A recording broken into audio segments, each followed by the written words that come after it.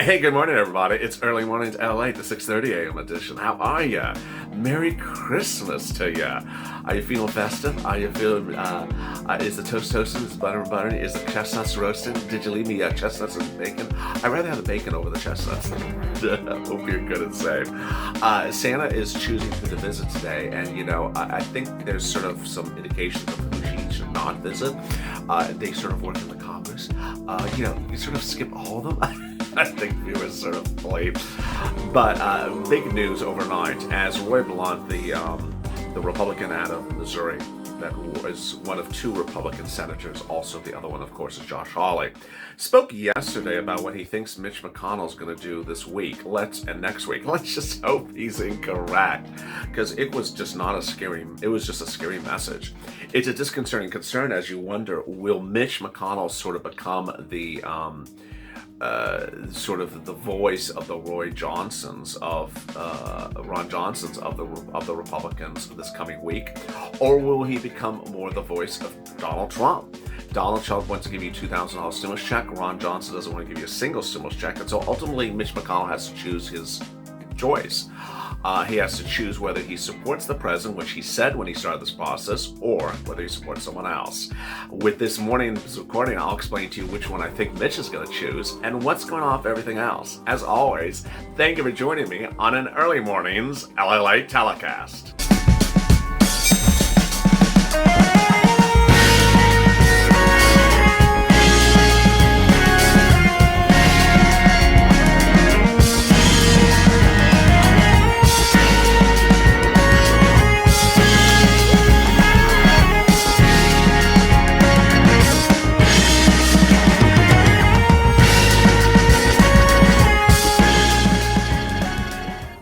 Hey, good morning, everybody. It's early morning to LA, ready to crush the Christmas day. I'm here, you're here. The toast is toast and the butter is buttered, but you didn't leave me bacon. And Santa, I don't think you left Santa bacon either. But I'm so glad you joined me. If you're not subscribed, please do, because no one's finding to get you money around the clock. I'm recording 24/7. No one's recording more videos per day, giving you more coverage of the subjects, and delivering you more up-to-date information about every twist and turn that's going on in Congress. I don't miss a minute of what's happening, and I'm keeping you up to date, so I want to ensure you're up to date by subscribing and liking to this channel. No one is providing you a channel with better subscribers who are more of a community than anywhere else to ensure you have a positive experience on this channel of positivity and focus and education. Over there is an instant premiere. As an instant premiere, you can chat with your profile buddies on this video if you're watching when it debuts at 6:30 a.m. Pacific Eastern Standard Time, 3:30 a.m. Eastern Standard Time. This is part of the extended 24-hour programming schedule here on LALATE. Now we're a 24-hour news network, and we started at 1 a.m. with EIDL. If you missed that video, it's now archived on the site. And there's a PUA video as well, helps you with your unemployment applications. So tune into those videos if you missed them. And with that, there's so much happening this morning. Let's get to the breaking news. The breaking news is that the Republican number 4 senator out of Missouri spoke yesterday what he thinks may be happening next week, and it's a little bit disconcerting. It caused a tizzy among a lot of people. I recorded it, and I was sort of shocked when I heard it as well. He said that he thinks that the president should really reconsider his position and sign the bill.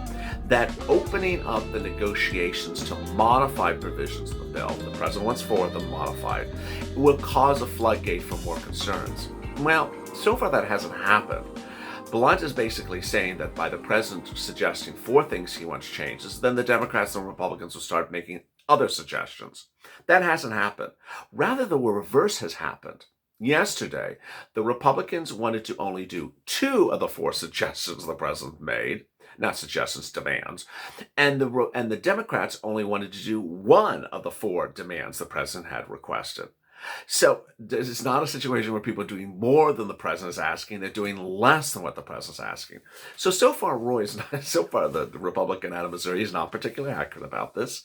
The next concern he had was that Mitch McConnell will do nothing, that whatever lands in the Senate next week, Mitch McConnell just knew nothing about. First of all, we don't know that's true. Second of all, Mitch McConnell has remained silent, and I don't know how he's been able to pull it off, but has refused to comment and remained silent since that video, and has not given us any indication of what he will do. Mitch McConnell has a lot of choices. He can override a pocket veto, he could do nothing, or he can do a brand new bill that has exactly what the president's asking for. Ultimately, Mitch McConnell may be judging the nuances of what's going on in Georgia to determine what he should do. And the messaging from broadcast media is not helping.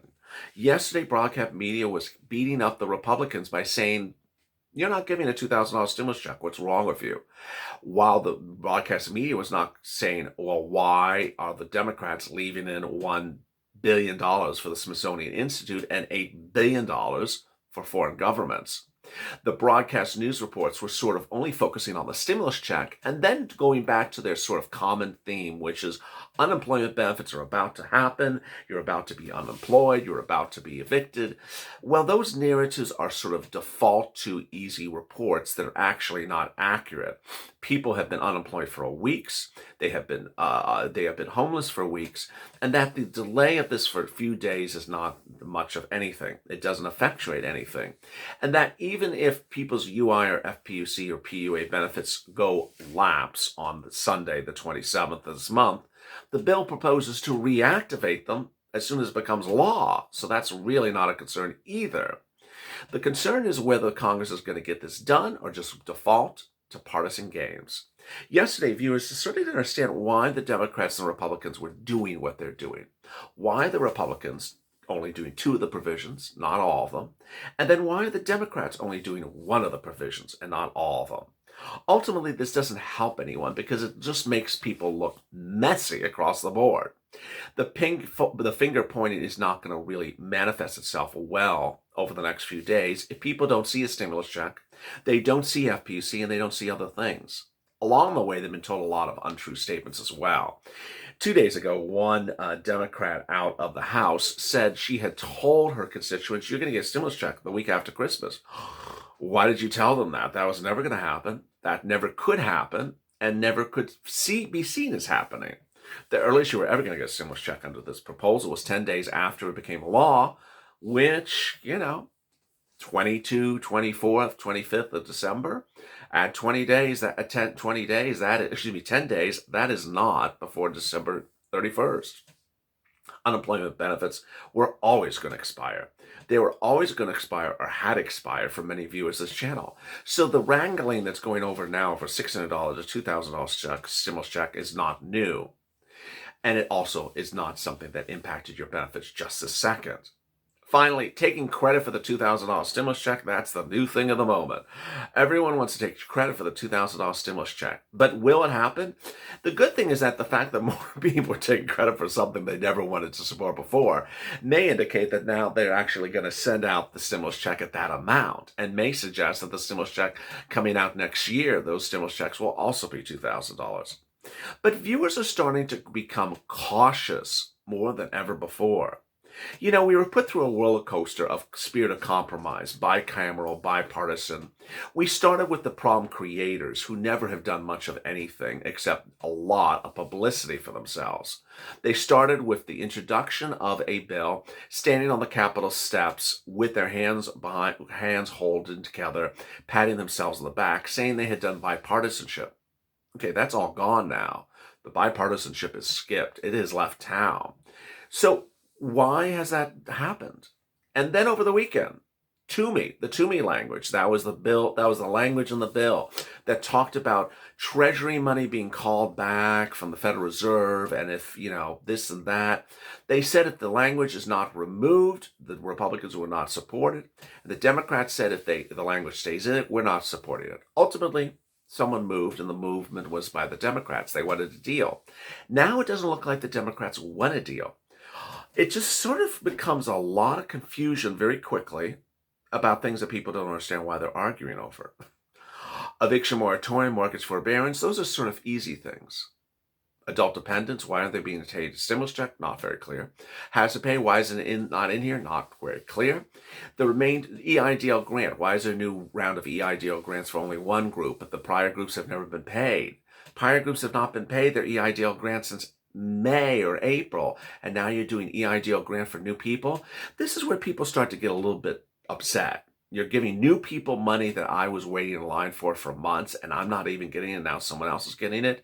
It's along the same notion of let's give some federal governments around the world some stimulus, but not give you a decent stimulus check or give you multiple stimulus checks.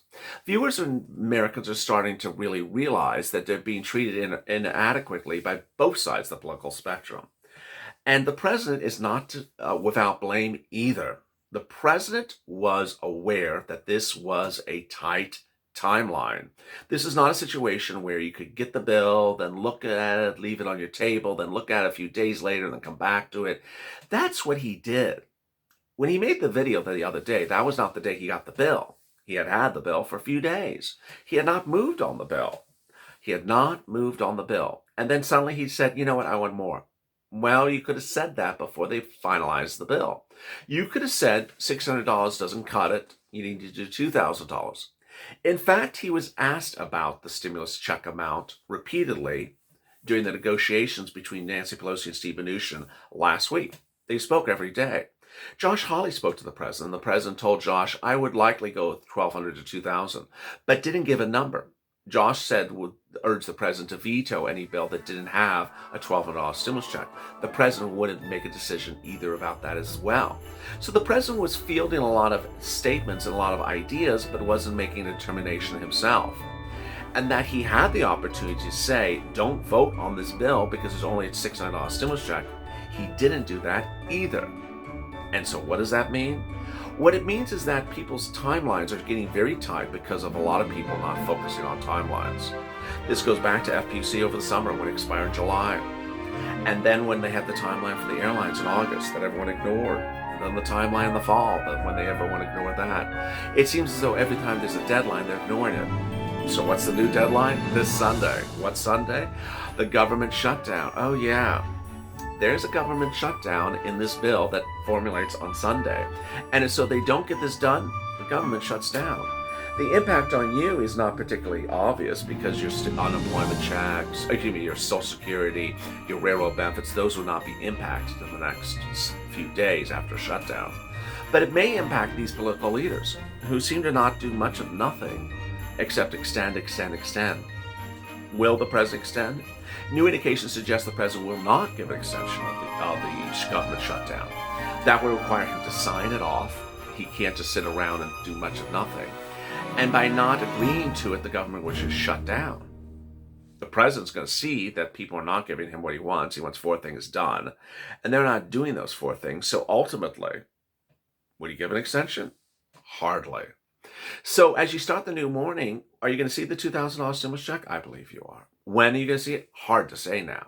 Are you going to get your UI and PUA extended? Absolutely. Are states going to take care of you well? Yes. Are states going to extend your benefits before the federal government does? Possibly and most likely. And how soon will third stimulus kick in as well? Third stimulus should kick in in the first few days of the Biden administration. It shouldn't even wait weeks. The bill should be written now. It should be started to be argued in the next couple of days, and then it should be teed up to go to his table when he's the president in late January.